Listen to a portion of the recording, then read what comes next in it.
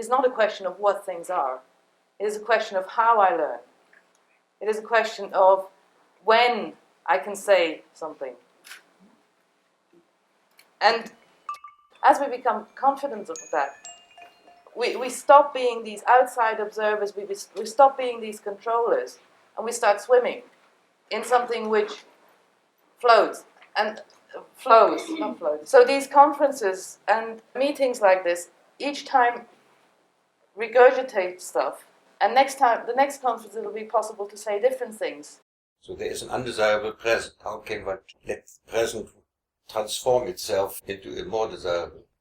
There is always the idea of radical change. Radical change takes place in the mind. Sing it. The problem is that we're still in this Shannon information age, which imprisons us in the past, because as those of us who understand Shannon, some extremely well, but I think all of us do, that Shannon messaging means that you're going to send me something that I can already expect. And all I have to do is figure out, did you mean this or that? That or that or that or that or that or that. But the Shannon model doesn't allow me to understand how I can know something new. And because all of the technology we're making, I claim, is based on the Shannon model, messages that are expected, we are essentially screwing ourselves. So I envision a new kind of technology, a technology which helps us reach insights, not which helps us send messages. Sing it.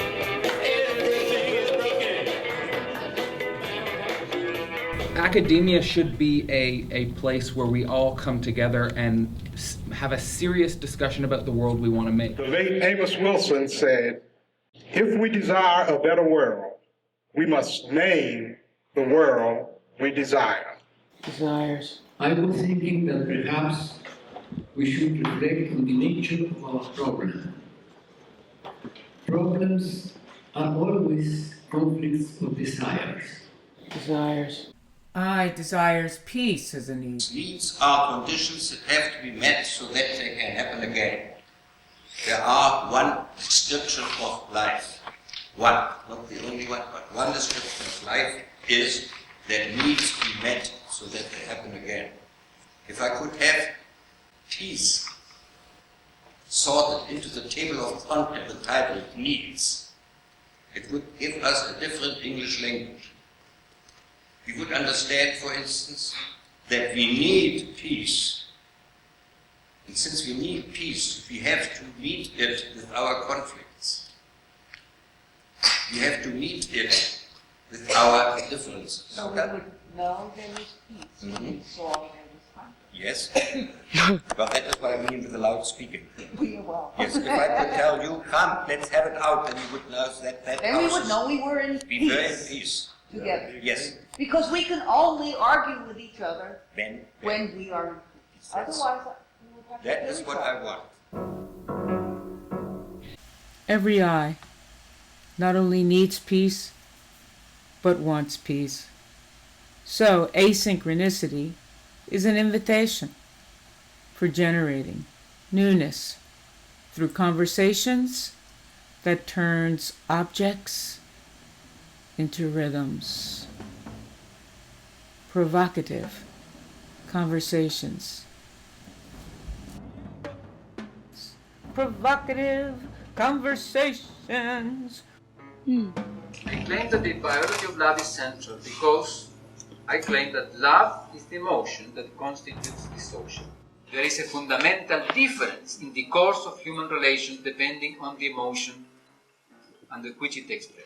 And the explanation of that phenomenon has to do with the possible history of recurrent interactions under which these systems drift together in coexistence if they enter in recurrent interaction without destroying each other.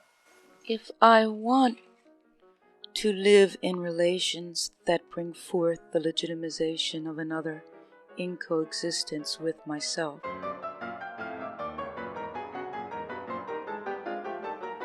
and want and need an honest language, then maybe the biology of love is an emotion that will invite a new, honest language.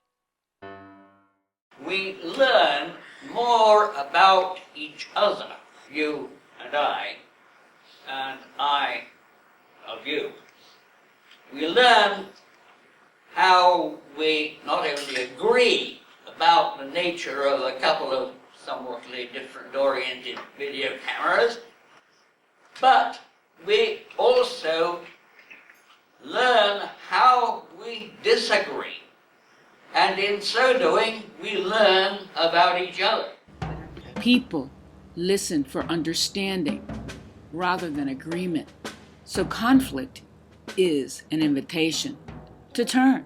If you take together. each end carefully, and I'll get out of the way. Oh. Where did that come from? How would you undo the knot?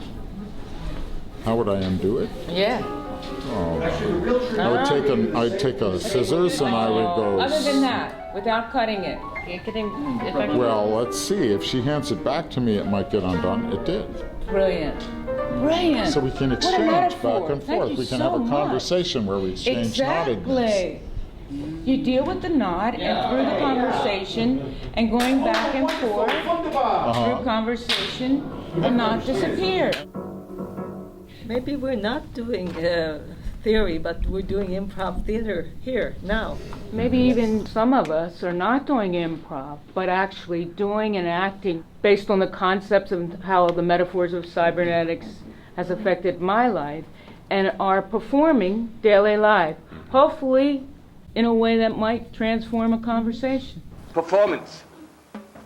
Sharing your presence. Sharing your presence. Not the content, not the form, not an opinion. Just, I'm here. Sometimes it's done by looking at somebody. Conveying your thought and your attention. Not only one. Lou, thank you. Carrying your messages so that they reach out the way you want. Just one more question for now.